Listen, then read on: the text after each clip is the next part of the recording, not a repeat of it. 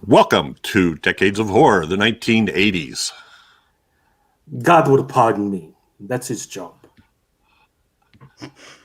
This is episode 178, recorded March 31st, 2021. Gruesome Magazine. I am your host, Jeff Mohr, and this podcast is about horror films released between 1980 and 1989. Each episode, my co-host Bill Mulligan, Crystal Cleveland, Chad Hunt, and I will tackle another classic or not so classic film from this radical, gory, and influential decade. We're part of the Gruesome Magazine family of video podcasts, which includes Horror News Radio, or Horror News of the Week is a new one that we've got coming back here. Gruesome Magazine podcast, Heroes and Droids, and Decades of Horror, the classic era, 1970s, and this one, 1980s. Please subscribe to or comment or like on the Gruesome Magazine YouTube channel. You can also listen to audio-only versions on each podcast on podcast apps by subscribing to both Gruesome Magazine and Horror News Radio. Joining me tonight are my incredible co-ghosts, as we always say on Classic Era. First up is Crystal Cleveland, the Living Dead Girl and co-host of the Gruesome Magazine podcast. How are you, Crystal? I'm great. I'm like looking around at all my plants I've killed. You know, I'm really bad at this kind of stuff. So, you know I may play poison ivy, but I'm really bad. The plant killer, huh? Yeah. My thumb is not green. Well, I'm in that club. Also joining us is Chad Hunt, comic book artist and co-host of Decades of Horror, the classic era, and a producer, director, writer for Wreak Havoc Productions. Yeah. How you doing, Chad? Yeah, I'm all of that stuff there. I'm good. This is like the best day of my life because it's March 31st and Kong versus Godzilla just came out today as we record this. Which I'm already into an hour too. So well, we better hurry up. Yeah. That gives me 78 more times to watch it before it goes off of stop streaming. It's only on for another month. Last but not least is Bill Mulligan, writer, director, and special effects guru, an all-around nice guy. Fresh off his tour of Chic Booty Q too, as you can tell. Yeah. Yes. Booty Q. I'm in New York. I'm visiting family in New York. This is my sister's room that she graciously allowed me to use for the podcast. And unlike Chad, being a teacher, I have this spring break off, so I got to watch Godzilla versus Kong at a leisurely pace, pausing for bathroom breaks and popcorn and doing signings at Chic Boutique. Yeah, yes. It's signing lipstick. Yeah, we know. Booty Q. And but to make up for it, Chad, at least you get to, as a comic book artist yourself, you get to talk today about one of the finest examples of a comic book to movie adaptation. Absolutely. Finest adaptation. That's finest word. That's a strong word, Bill. It's strong. Yeah. Okay, well, we're going to spoil this movie like we always do. So if you haven't seen it, it's on Amazon Prime as we record. Our film this week, as chosen by Chad, is The Return of Swamp Thing, 1989. Directed by Jim Wynorski, written by Neil Cuthbert and Grant Morris, but the Swamp Thing character was created by Lynn Wein and Berni Wrightson. Yes, sir. Cast includes Dick Durock, Heather Locklear, Louis Jourdan, and Sarah Douglas, and a bunch of other swamp crawlers. It was released on May 12th, 1989. Filming dates were May 31st to July 2nd, 1988, and it was filmed in and around Savannah, Georgia. Mm-hmm. The budget was an estimated $4 million, And I don't know, multiple sources, domestic box office was around 193,000 to 275,000, depending where you look, but that's not good. No, that's hideous. Nothing about this is good. Maybe a couple of things. Yeah. Well, I like. Well, this poster on the right is definitely not. Oh God. Yeah. Oof. But that's pretty indicative of the flavor of the film, I think. It's like a gamma irradiated George Clooney there. He looks like one of the gargantuas. Yeah. Look, okay, and let's be real. Her nipples are in the wrong place. Oh, are they? Okay. Oh, really? Yes. Oh, let me take a closer look here. Yes. I mean, that it's leaning to the side when it would be more toward the front. Come on, guys. It's do you see how it's off? It should be, I guess that's the only one they could find to like plop in there. Huh. And then her calf, it's wrong. It's absolutely wrong. Okay. The one on the other side is okay. See how that's facing the front? Mm-hmm. I have no idea. Yeah, it bothers me. We'll take your word for it. Oof. I don't think I would hold it against her.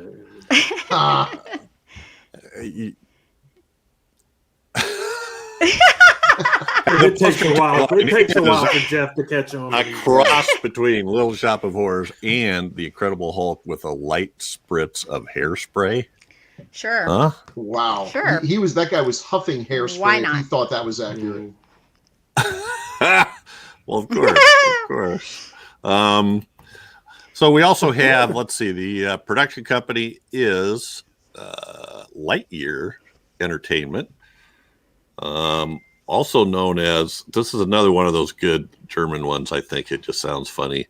Das grüne Ding aus dem Sumpf. Okay. Which means the green thing from the swamp. Oh, fair enough. That's no. That's accurate. Ding is thing. All right. Taglines, Chad, buddy. Oh, God. Okay. These are some of, every time we do this, I say these are the worst ever. No, these are great. Go ahead. I'm not even going to do voices for these. They're so bad. He's got a grudge because they turned him to sludge. Jesus. Oh my God. That is awful. Comedy gold right there. It's true, but does that make it good? I'm amazed they made 150,000 with a tagline like that. That's actually really funny. I'm sorry. Oh my goodness. Well, I'll put it this: it's the best one out of this bunch. Okay, here we go. Okay. Mm-hmm. A monster of a comedy. Okay. No. Vicious mutant. All $200,000 in box office. Sheer nightgowns. Wait, what? Wait. Say that again. Vicious mutants, which I said mutants before because I've heard that in a couple other sci-fi movies. Mutants, raw terror, sheer nightgowns. Oh. Yeah. America's favorite superhero is back in action, and he's nowhere to be found in this movie. No. Okay, one more. They got one more chance to bring it home here. Oh, Popeye, why can't men be more like plants? Oh, yeah. Yeah. Yeah. Yeah, you water them a couple times a day, and none of these brought in the crowds. It's hard to understand. No. Mm-hmm. No. Something about anyway. Well, the America's favorite superhero thing. I have ridiculous. A problem with Swamp Thing is not a superhero. No. This character made his debut in a comic book, House of Mystery, I believe it was, and started as a horror comic. I mean, you had Berni Wrightson drawing this comic, he's just like the king of horror comic art, and I don't know. To call him a superhero but we'll get it more into but you why know what? this isn't a superhero film. Superhero is a subjective term, but America's favorite, I think we have the numbers to prove that incorrect. Yeah, true. Well, Chad, since you have the screen right now, and this is your pick, let's just go ahead with your first impressions. Wait, I picked this? Mm-hmm. Yeah. Mm-hmm. Mm-hmm. I know. Man, you guys have my full. Just go ahead and punch me. You can line up just airplane style with your you went to wrenches and everything to make that offer. Yeah. Well, next time we're at a convention, you guys can just okay work me over. The reason I don't know the reason that I picked this is because I haven't seen it in quite some time. I knew it was bad. But didn't realize how bad. I forgot how bad it was. Yeah. And I'm a big Swamp Thing fan, and I do love the Wes Craven Swamp Thing. If the production values of this movie had been switched around with Wes Craven's version, with the suit and the monsters and everything like that were in there, it would have made Wes Craven's film a whole lot better in my opinion. That movie still had a lot script wise to deal with there, but I don't know. This movie suffers from what I was talking about before, superhero-itis. When Batman came out, everybody all of a sudden wanted to do a superhero film, and so you had movies like Toxic Avenger came out, which this movie owes more to than Batman or Superman. But so I always had a problem with monsters being called superheroes. I know there are some superheroes who are monsters, like the Incredible Hulk and those guys. Yeah. But Swamp Thing has always been a horror character, and they have went on to do better things with Swamp Thing. There's a series that came out in the early 90s, I think, that was a little more serious and darker in tone. And then the CW, CW one was just fantastic. I loved it. Yeah. It stuck way more closely to the comic books. But watching this for the first time, you see all these sequences, the credit sequences go by, and it shows all this gorgeous artwork by Stephen Bissett and John Toddleton. From the probably one of the best comic book story arcs ever seen print, especially a Swamp Thing story. I think it was called the Anatomy Lesson. Yes, it was that first whole arc, and so the movie. If you're a fan of Swamp Thing and you see all this imagery popping up, this comic imagery, you think, "Oh wow, we're in for something really cool." Sucker. And then the first sequence, you've got 5 weekend warriors going, "I don't like the way this mud squishes between my toes." We're with the government. You can't. Yeah. It's over. The guy that drops his glasses in one place, but they're 20 feet away and crawling fine. It was just bad. But watching it for the first time, I loved the costume. I loved the creatures that were in it that were really cool. Yeah. Stuff like that. It just suffered from that. And the guys that produced it, I think Benjamin Melniker and Michael Uslan, who produced Batman and have owned the rights to produce Batman movies for a long time. It's hard for me to figure out why they went in this direction with this movie. But as soon as I found out Jim Wynorski was the director, it all made sense. So not one of my favorite movies, and if I offended anyone by picking this movie, I apologize beforehand. You picked straight trash before, okay? There is no which you totally loved after that. I did. Made me feel awesome on the inside. But if anything would offend, it would have had to have been that. Yeah, for sure. It's a terrible movie, but it does have a few redeeming things in it, which I guess we'll go through as we go. Okay. Anyway, take it away, Jeff, please. I'm going to let Bill take it away and hear what Bill thought about this movie. When did you first see this? I believe actually this just a few days ago was the first time I've watched all of it. Wow. I think I gave up at a certain point. So, okay, I will parrot what Chad said. Alan Moore, Steve Bissette, and John Toddlebin's Swamp Thing was and still remains one of my all-time favorite comic books. Even if you think you don't like comics, if you can seek out the trade paperback and read the series, it's magnificent, absolutely brilliant. And if Alan Moore goes to hell, it's going to be in a small room where this movie is being played on an endless loop forever, because this is so dopey. Now, that being said, I was not a huge fan of Wes Craven's Swamp Thing, although it was much closer to the comic because it was so low budget, and sometimes you can overcome that, and they could not. They had a dreadful costume. The costume in this movie is so vastly superior to the first thing. I know what you're saying. I'd like to go back and have all the scenes in the first movie using this costume. Yeah. Because it's and as bad as that costume was, it was the best costume in the movie. All the monsters that he fought looked like Lost in Space. I mean, they were really subpar. And it just wasn't that great a movie, and it was very serious. This one goes in the other direction. They had more budget to spend, but they just completely camped it up. All that said, once you accept the fact that this is an atrocity, you can enjoy it in that vein, because it's so dopey that things that normally I would just send me climbing the walls, like those awful kids, I actually found myself amused by them. No, yeah, they were, because they were so bad as actors. I got the feeling this is one of those movies where I felt like the people making this movie had a great time. You know, that like everyone seems to be having a fun time.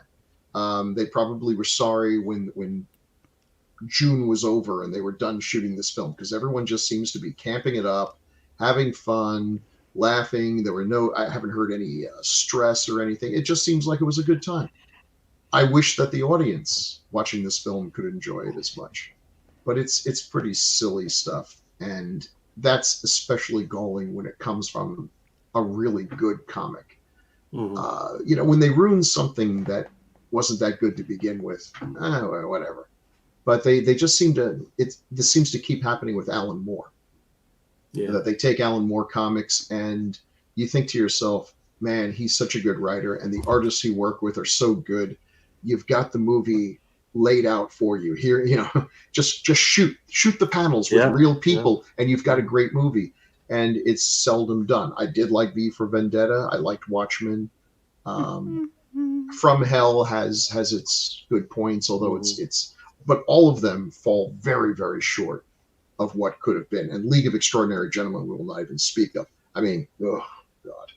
So this isn't a movie I would say seek out, but if you're in the right frame of mind and you don't really know what Swamp Thing is and you're looking for some goofy 80s stuff, you could do worse, but this is faint praise. Yeah.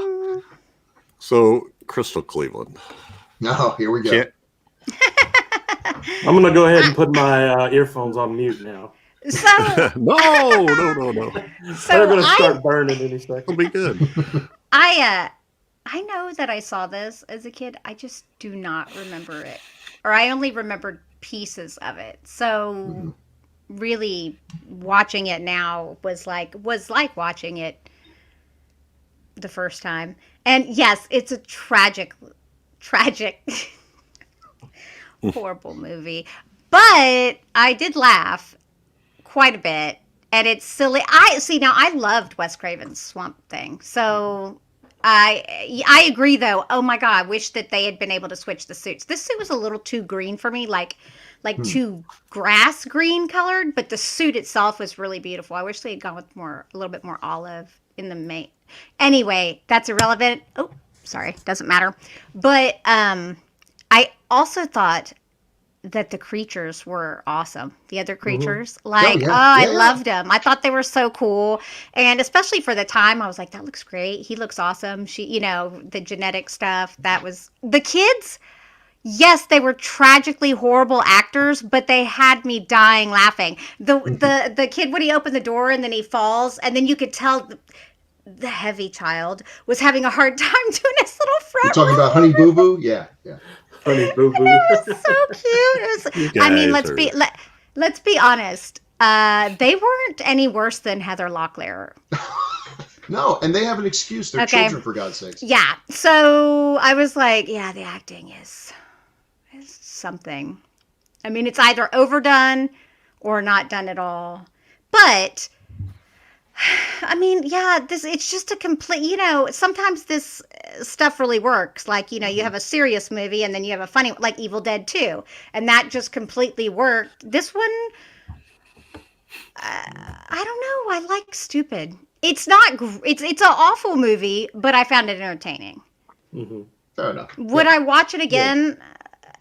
Yeah. If you made me, I would. I mean, but only if you made me. What's the scenario where someone forces you to watch Return of the Swamp? Well, I mean, if you paid me, I'd totally watch it. Then you could do a probably if you asked me to watch it for a review again, I'd probably do it because I think you're getting ready to transport into another dimension. That's what I'm seeing. That's what I keep saying. There's something weird, right? I'm like, I think your sweater's too close to the. I think it's my sweater. It's a better special effect than Return of the Swamp Thing had. But see, it's still doing it. Yeah, you're still disappearing on us. You're beaming out. And then I kind of, I don't know. So I guess I knew enough about this ahead of time. I never saw this. I did not like the first Swamp Thing. I don't know if it was the suit. I don't know. I've never read a Swamp Thing comic. Not that I'm proud of that. I'm just, letting you know I didn't have any basis. Yeah, no preconceptions. I didn't see this until just now, really. Oh, wow. But I knew all you got to do is look at that poster that I just showed and know that they're not going for serious. So I went into it thinking that, and I immediately they had me with Born on the Bayou and all the comic panels that you guys are talking about was really cool and well done. And then then you get into the movie, and I like the suit so much better than the original Swamp Thing. Y'all didn't think it was a little too green? Like, maybe it's more like brightly colored. Yeah. Yeah, I don't know. It's more that whole Alan Moore run. That's the way he was drawn. Yeah, and colored. And I think that's kind of what they were going green. for. Yeah, it just looked like a wetsuit. And Wes Craven's, the skin was more smooth. You saw a root here and there coming out. Yeah. It was, and that they tried to go for. Saw the zipper on the wetsuit. Yeah. But was there somebody that drew him that way? Is that? Well, Berni Wrightson drew him that way in the beginning, and they tried to emulate that look and failed miserably with that suit. It just looked like a rubber trash bag with a head on it. But I think Carl Fullerton made this suit, if I'm not mistaken, which Carl Fullerton he's a great effects makeup artist and everything.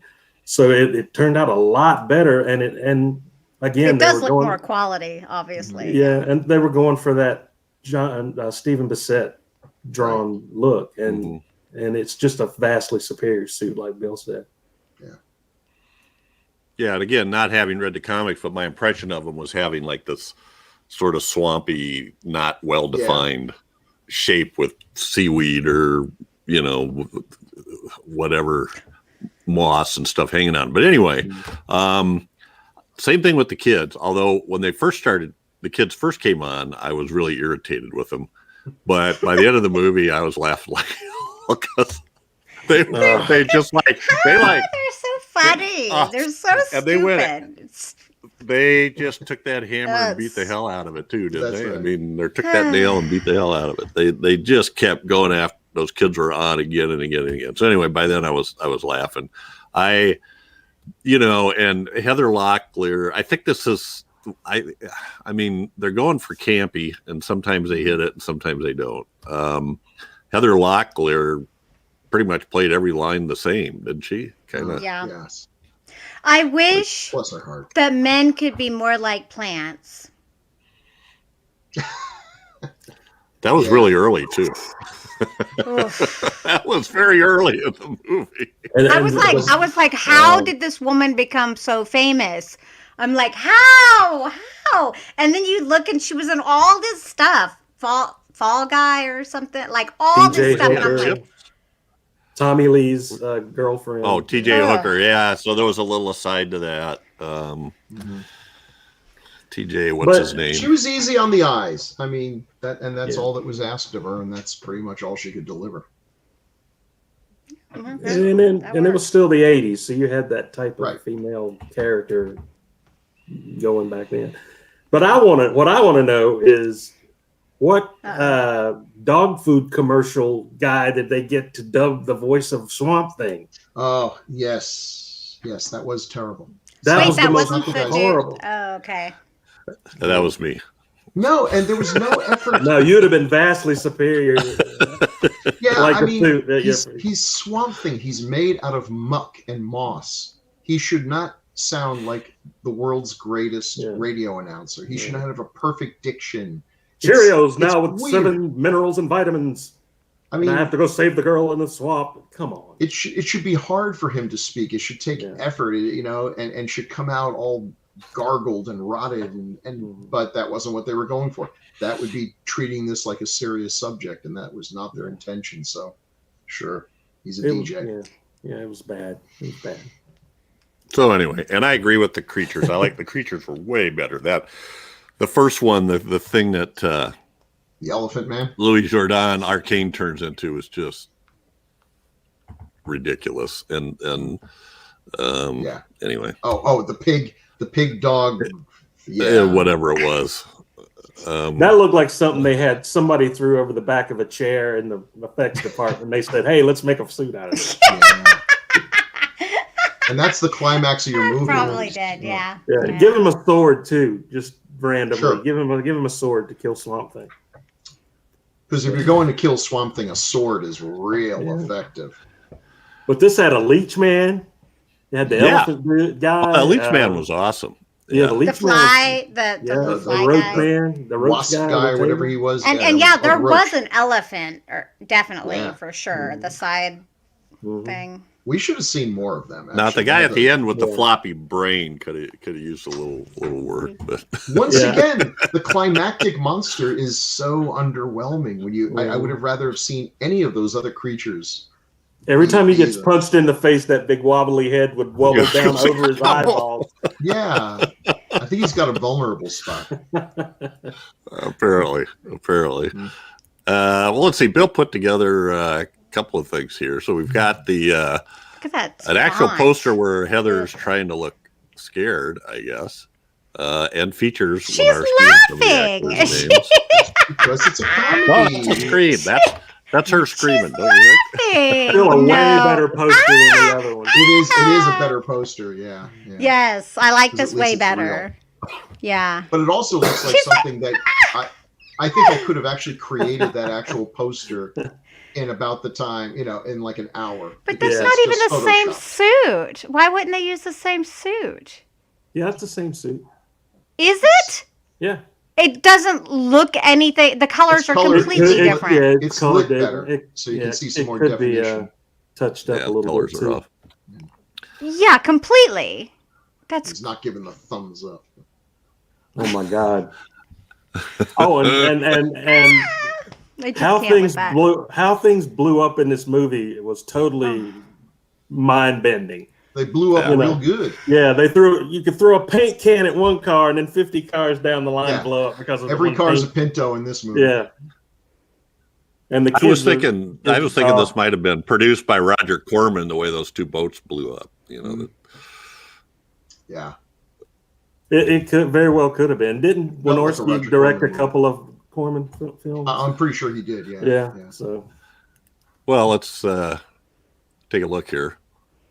What did you come up with, Bill? You've got. Well, this is like the beginning of his career Mall. and later career. Yeah. We went from Chopping Mall, which I kind of have some affection for. Yeah, a lot of people love Chopping Mall. Mm-hmm. Chopping Mall is super popular. To Dino Croc versus Super Gator. Now, he has made a lot of movies, and if you're a movie maker who loves making movies, you got to give credit to someone who has figured out how to keep getting hired and keep making movies. They're not my favorites, but my gosh, he's out there. He's doing it. Piranaconda. God. Piranha. You I'm gotta just love jealous I What didn't is come up that? with that. Is that a real He's thing? half piranha, Yeah. half anaconda. He's a piranhaconda. Yeah.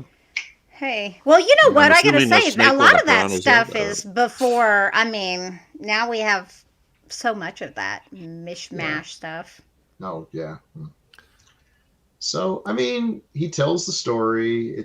I find his filmmaking kind of pedestrian and lots of shots. I mean, okay, he makes movies that are clearly going to be watched on TV.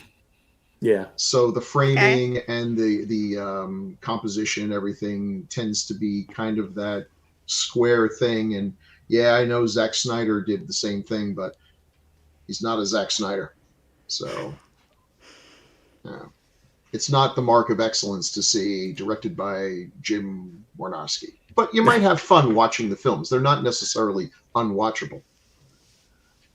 Yeah, well, he's got 104 directing credits in less than That's about 103 more things. Less than 40 years, like 37 years. Yeah. That's impressive.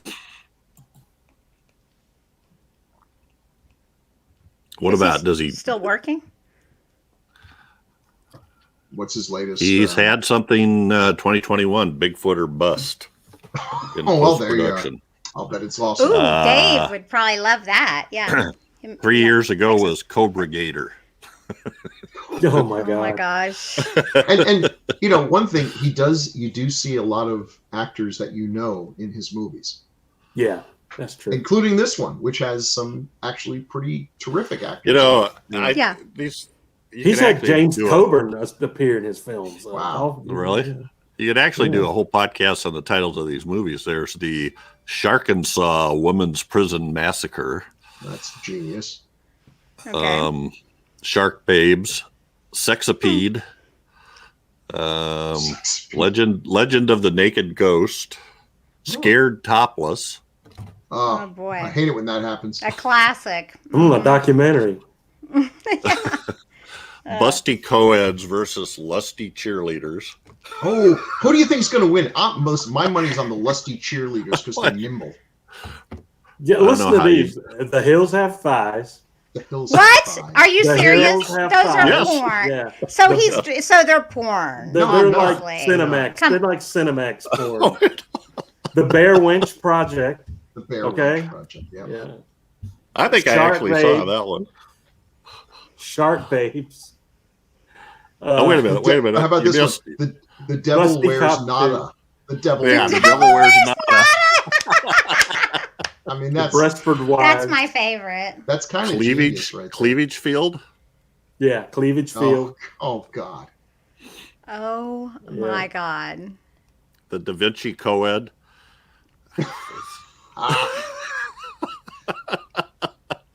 I take it all back. This guy's my hero. House on Hooter Hill. Yeah, I think he might be my hero too. He's amazing. One thing I am jealous of him that he did back in '96 was Vampirella. Was what? We lost you, Chad. You froze. Oh, was what? Oh, can you hear me now? Yeah, I can hear you now. Oh, back in '96, he did an adaptation of Vampirella, the comic. Oh yeah. Which I was kind of jealous that he did that. Yes, I mean, me too. I was a big fan and everything. So, you know what? I may not necessarily like a lot of his movies, but if we ever meet at a convention and he doesn't immediately punch me in the nose, I will buy him a drink. Yeah. Because he's made and Roger Daltrey was in that. Oh, boy. Why would you say that he would punch you in your nose, Bill? Because where does this stem from? Because I just said his direction's kind of pedestrian, which I don't think is normally taken as a compliment. I think he probably knows that, though. I mean, with the names of these movies, there's no way that he takes himself seriously. Oh, this is tragic. Crystal is completely covered by Jim Wynorski. Yes, I know. We lost Chad. Chad's re-entering here. I'll get you back. There she is. There All she right. is. Yay. This is the way I prefer it. When we hide. Oh, you like to be Alice, right in the center of the Brady Bunch. Yeah, well, no, I like to be the one that gets hid. So, Dick Durock. So these are all pictures. So, from the I mean, film, I thought he acquitted himself well. Yeah. Yeah, me too. I mean, look at that. And I don't know what else was he mostly a it's just stuntman. Yeah, he was mostly a stuntman, and so a good choice to put into this. He's used to being uncomfortable, which I'm sure it was if they were filming down in Georgia. That's where they filmed the new series too. Yeah, in Georgia. He actually he played. This character is played so straight. How do I miss this stuff? What's that? So what was the series? I think Chad mentioned the series in the early 90s. What was that on? He played something, and it ran for like 72 episodes. Yeah. Yeah. Wow. Yeah. I've never seen that, I don't think. Yeah, and I can't believe it was odd. I never really got into it. But he played Swamp Thing in that. He made some decent money just playing the Swamp Thing. Yeah. Yeah. And again, I don't think it's his fault, but the character, the Swamp Thing itself, is played so straight, like it's basically Batman. He just, comes walking up. Hey, they call me Swamp Thing. I'm a muck and custard mockery of a man. Hello. I don't know what happened there. Well, you missed meeting Bill's sister. Yes, and seeing the dress from Chic Booty Q. Yeah. She came in and served him dinner, so he's going to be eating in front of us for the rest of the time. That's right. Sorry, I'm starving. Anyway, we were talking about Dick Durock and how he played the Swamp Thing in that TV series too. Yeah, he played in the first one too. Yeah. Did he? Yeah. Okay. He played both the Swamp Thing movies and this first TV series from the 90s, I think. Now, I'd like to know, was he the guy who did the burn stunt? Because that was an awesome burn stunt. That's a long burn stunt. Yeah. I don't remember it being that long from the first fire. Yeah. I mean, and it didn't look like he was wearing like one of those big heavy duty suits, Right. It looked fairly light. So kudos to whoever did it. We also have Heather Locklear as young Lady Arcane. Boy. And again, if you read the comic book, Abby Arcane is one of the best female characters in comics. Absolutely. I mean, she is phenomenal. Total. Well, I think we kind of go ahead. I was just going to say it's a total. I know the whole movie went in a whole different direction, but it was just such a missed opportunity to tell and adapt such a great comic book art. And they did touch on it on the CW series. It's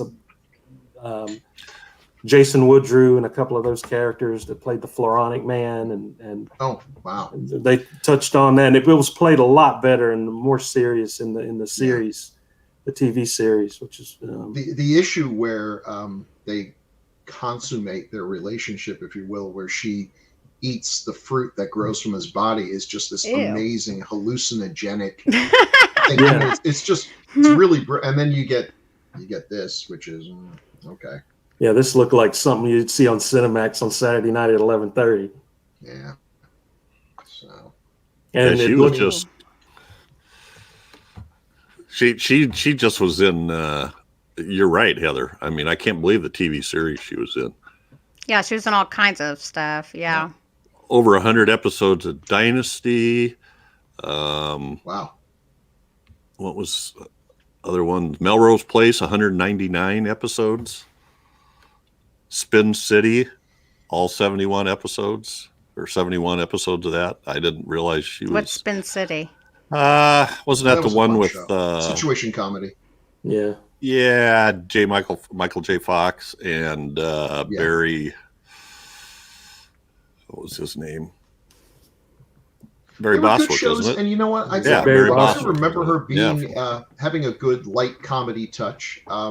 Right. So it's not fair to say she's a bad actress. She obviously was too successful to have been really bad. They wouldn't have kept hiring her. There's a lot of pretty faces out there. Yeah. But she wasn't given much to do here, and whatever she was given, she didn't do much with it. Yeah. Sarah Douglas. I think she has one did a mode. much better job. Well, I'm thinking, Yes, Sarah Douglas did a much better job. not that it matters at all, but I'm just trying to think of how she got sort of the cheesecake reputation. Because TJ Hooker isn't, I mean, she's walking around in a cop uniform all the time. Mm-hmm. Right. Yeah. Interesting. So anyway, I mean, I think she has this wholesome girl next door look and everything. So yeah. But look at the special effects on the bottom one. This is what I mean by cheesy effects. So if you're bad. going to do something like that, and look, I'm not saying I would do anything better, but if I were doing an effect like that, at least I would, when he reaches out with his hand, and I know that later on I'm going to superimpose some green sparkly stuff, I would have the decency to shine a green light on her face to make it look like that green sparkly stuff is actually in the movie and not something I put on in post. That you laid on later. It wouldn't take a whole lot of effort. Yeah. All right. So as we work our way here, we have I think he's amazing. Yeah, and this is one of his last roles. And I gotta say, did anyone else? I thought he didn't look well. I didn't either. I guess makes sense because he's supposed to be dying, but it just there was just kind of a frailty to him. Well, he lived for another 25 years. What? Did oh. What? Yeah. He lived for another 25 years. 2015. Yeah. I take it back. I guess he was just acting real well as a guy who's. So I wonder why he might done anything for so long. Some folks retire. He was 93. Let's see. Yeah. Year of the Comet was his last movie. Enough. So. I don't remember him. Year of the Comet. Yeah. So you're right. So yeah, he is one of those guys that sort of adds a little class to stuff that he's in. Although,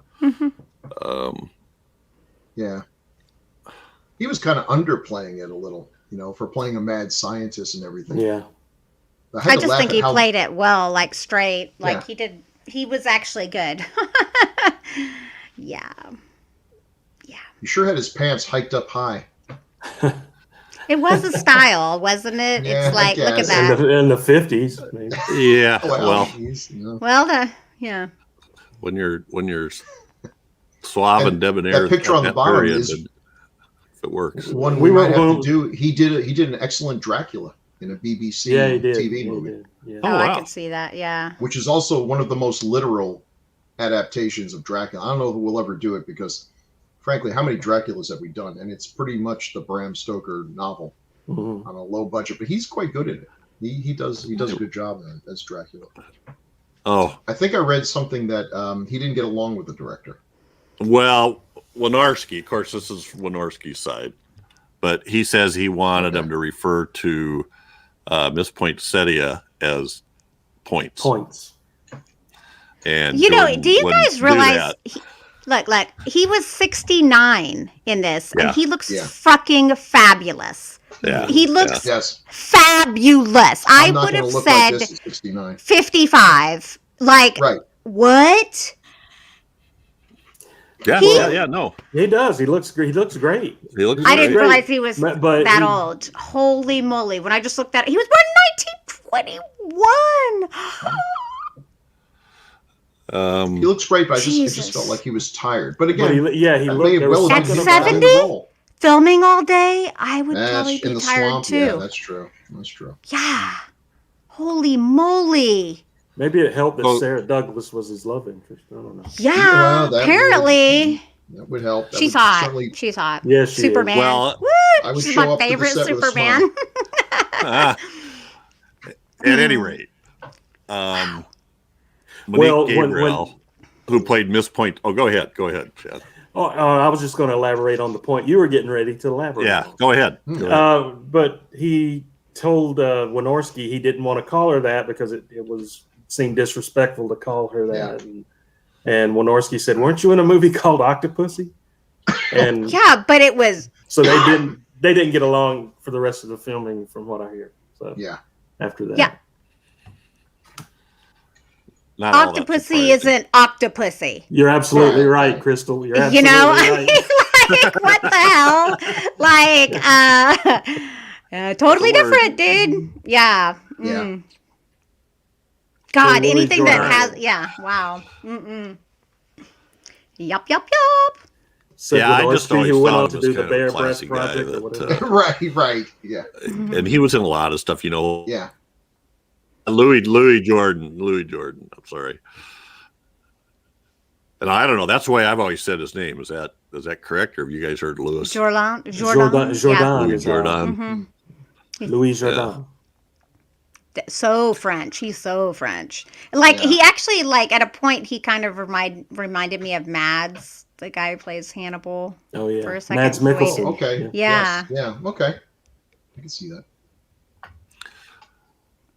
All They could right. play father and son. I'm sure. They could. yeah. Well, not anymore. No. Yeah. Yeah. So I love her. I do too. Oh my god. Okay, so I don't have I don't like blondes. Okay, if it's not obvious. Yeah. Always for me, it's the brunettes or redheads. Definitely darker hair. Look at her. Let me tell you about my crush on Sarah Douglas. She's fabulous. okay.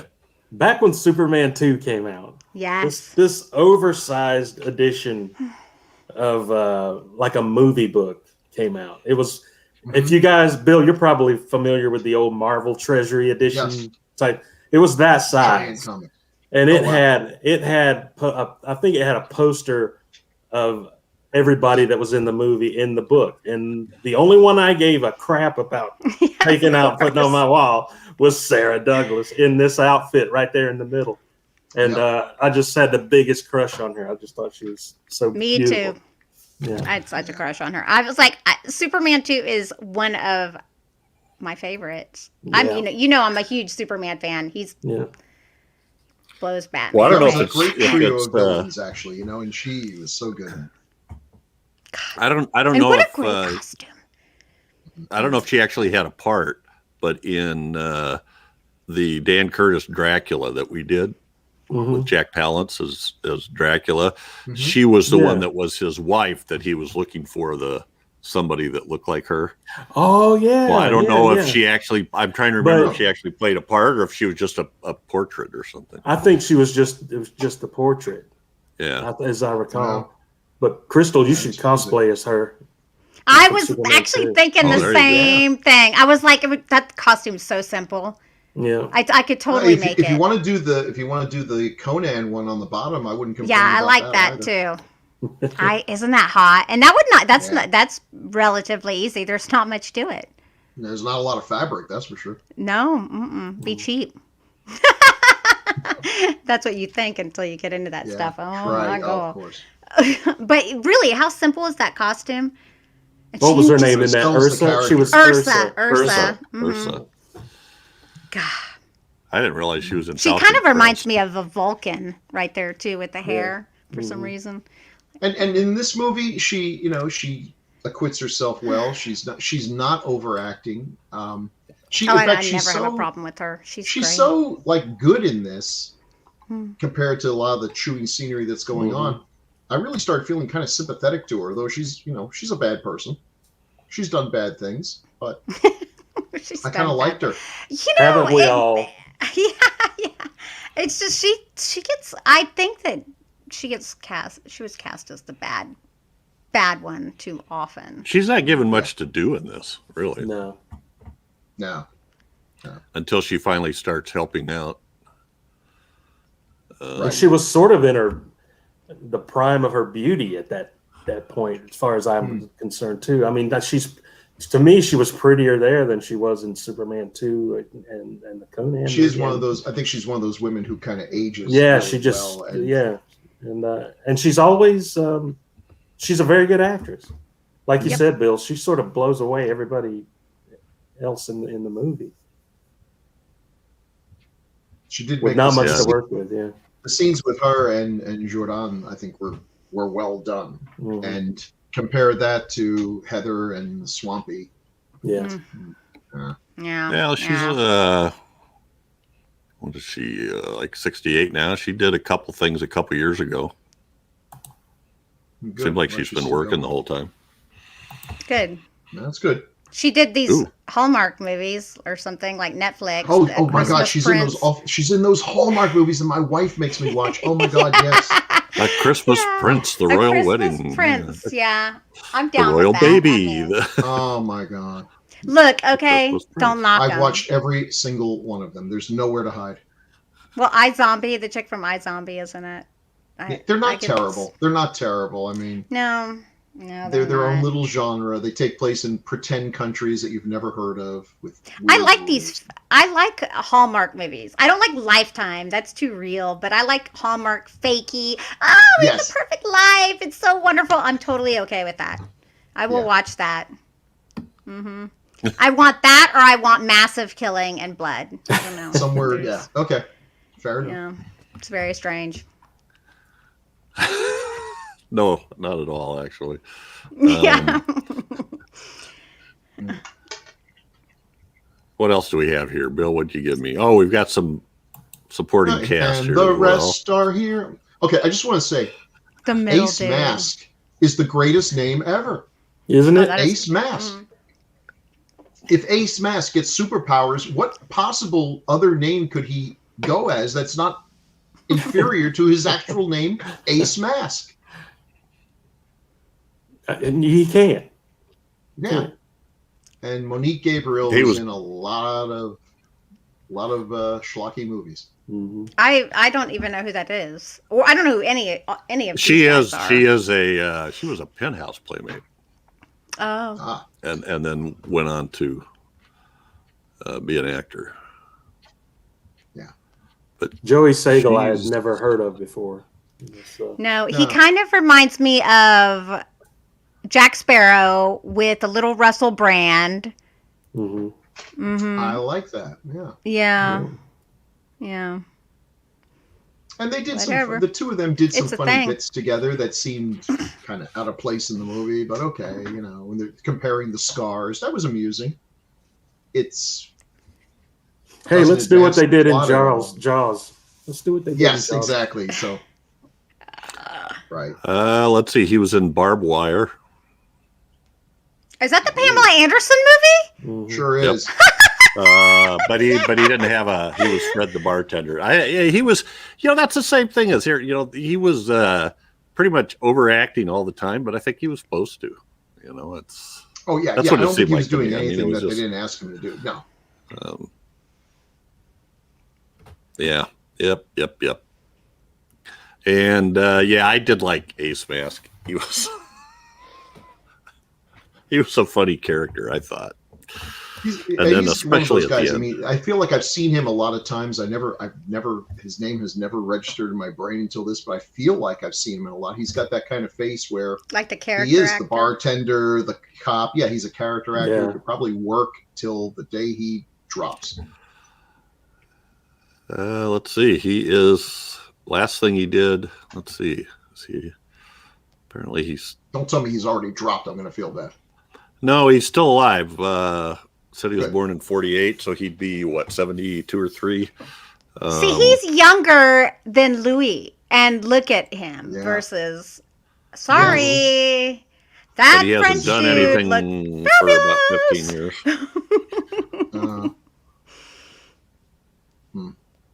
He looks happy though. What did I think? He was in Chopping Mall. I guess not surprising, and Big Bad Mama 2, which is another Wynorski. Transylvania. Wynorski does a lot of sequels. 976 Evil 2. He's in there's half a dozen Wynorski films. So 976 Evil. God, I haven't seen that in forever. If you direct as many movies as Wynorski does, I'm sure you end up with a group of people that you enjoy working with, and you call them up and say, we're going to make another movie. Boom. Let's do it. So that's cool. In. Yeah. So I can't remember, what was the kid's name?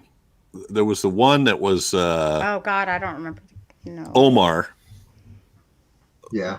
That was played by Rico, but I can't remember what the other kid's name was. I just call him Sonny Boo Boo, but yeah. Sonny Boo Boo. Yeah. Oh, Bill. And I did enjoy those kids. I thought, because again, when the little guy is like looking up at Swamp Thing and everything, I just had the feeling like he was a little kid genuinely curious as to whether this is a guy in a suit like all the grown-ups are telling him, or an actual monster from the swamp. And they were too natural to really be actors. Now, these were creepy. Oh, there was the Yeah. Ew.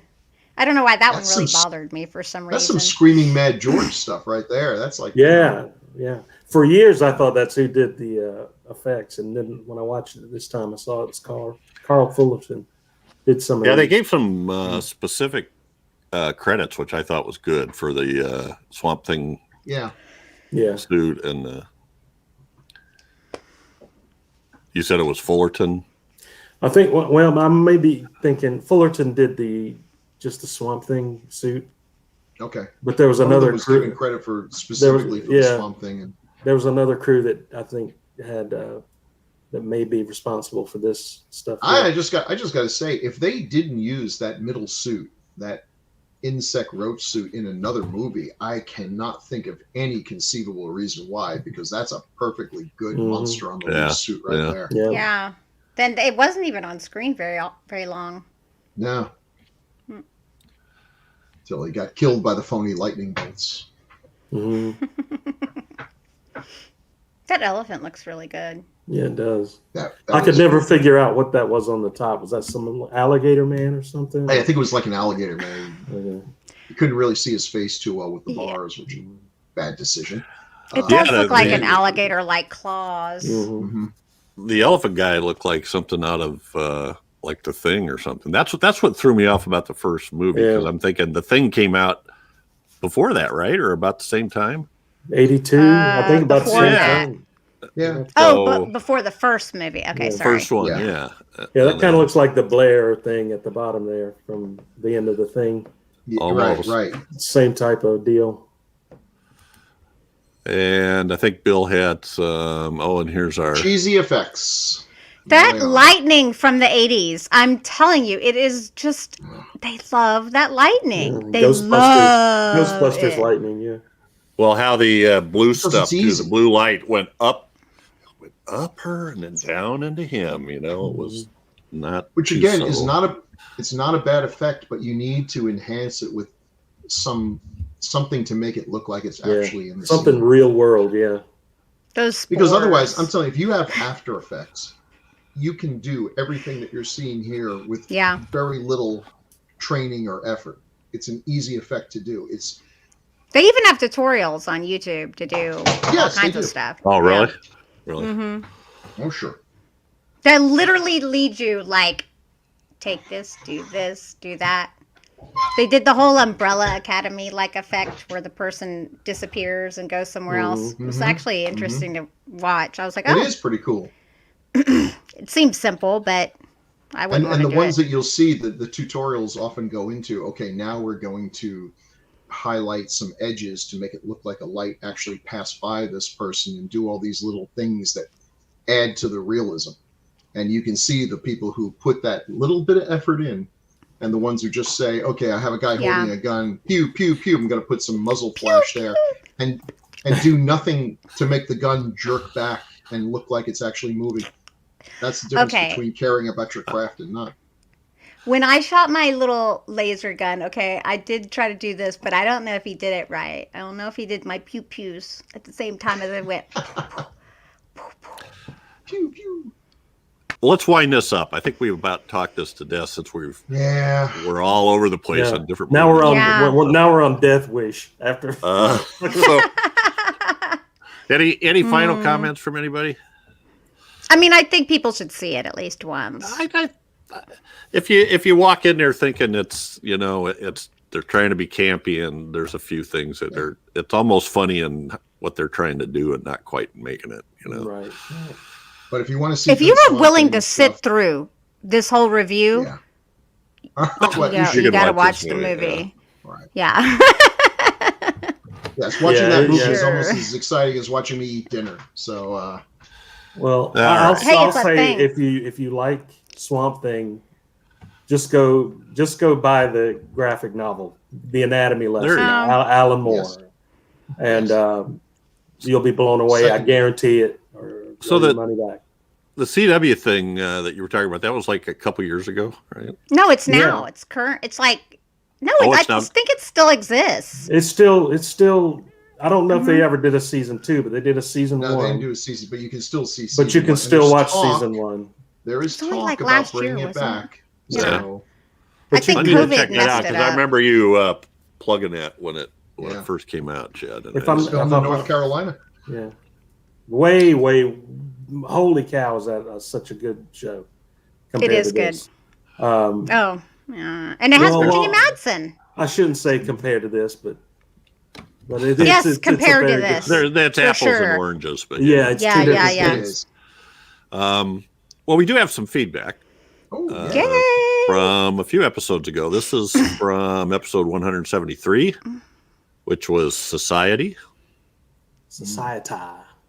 And Yay! Mikey Ortega says, I remember seeing this a lot on a lot of lists on IMDb. I was able to find it on YouTube and was in love with it. Definitely want to get that Arrow video release. Totally. I agree. Mm-hmm. It'd be worth it to see interviews with Screaming Mad George, I think. Yeah. Absolutely. Then there's one from Victoria Ferrer. Ferrer. Ferrer. Victoria. And all she said is Society was a weird freaking movie. And she's That's right. true Straight too. and to the point. Yeah, Yes. yeah. Yeah. Mhm, She's yep. totally right in that assessment. Yes. Appreciate that, Victoria. That's absolutely. And from Nick Gadman across the pond. Yay. Hey, Nikki. Says, great podcast, guys. Very entertaining show. I still need to check Society out. It's one of those films I keep meaning to watch. What? That just keeps passing me by. It I happens. really need to take a look this weekend. Yeah. Let us know what you think too. I want to I hear. hope really. he did. Yeah. Yeah, we'll have to send him a message here. On the subject of Screaming Mad George and speculation on why his career faded in the early aughts, I remember hearing an interview with someone a while back on the subject of the makeup effects rock stars of the 80s. But I'm pretty certain it was explained that the boom in the use of CGI replaced practical effects and their work simply dried up, which is a crying shame as he was a huge talent. Yeah. You could still find some practical effects, but yeah. Yeah, and his vision is now so unique, now too. practical effects are like becoming they're back. Like, yeah, Practical Yeah, effects are yeah. totally back. Mhm. Like It's people. becoming a selling point for movies to say, Mhm. actually, we did a lot of our effects. Yep. You know, Right. Yeah. It's Right. in camera. thankfully. Yes. All right. Well, appreciate those comments from Nick, Victoria, and Mikey. That's it for this And- episode. But Yep. go ahead. Nothing. Yes. That's it for episode. But every 2 weeks, we'll be focusing on a specific film released between 1980 and 1989. Next up, I'm the one that Yeah. chose it, Uh-oh. Uh-oh. and I don't know. I got that new DVD or new Blu-ray from Severin called Tales of the Uncanny about anthologies. Mhm. And so this is From a Whisper to a Scream, also known as The Offspring. Oh, by Jeff I've never.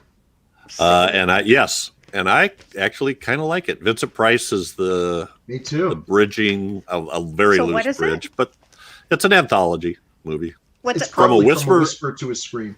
From Right. a whisper Okay. to a Whisper. scream, yeah. Yeah. But you might find it under The Offspring because that's what I caught it as. I think it's on Prime under From a Whisper to a Scream. But Okay.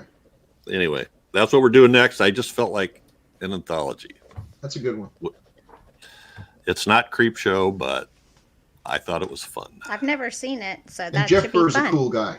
I've run into Is him he? at conventions, and he's a good guy. Okay. He's a really good guy. Portmanteau. Portmanteau. Putman. Mm. Oh, We're gonna have to okay. argue about pronunciations Great here. poupon. You have to hold your finger up like this and say portmanteau. Portmanteau. Very nice class. Plenty of ways to stay in touch with us. Be sure to check out other podcast in the Gruesome magazine family, or also in Decades of Horror. Subscribe, like, make comments, do the alerts. We're working our way. Yeah. You guys be hardcore. Or you can send us feedback at gruesomemagazine.com, or leave comments on the Facebook group. All right. Catch us again here in 2 weeks for another great horror movie of the 1980s, as only Decades of Horror can do it. Say goodnight. Good night. Night, everybody. Good night, everybody.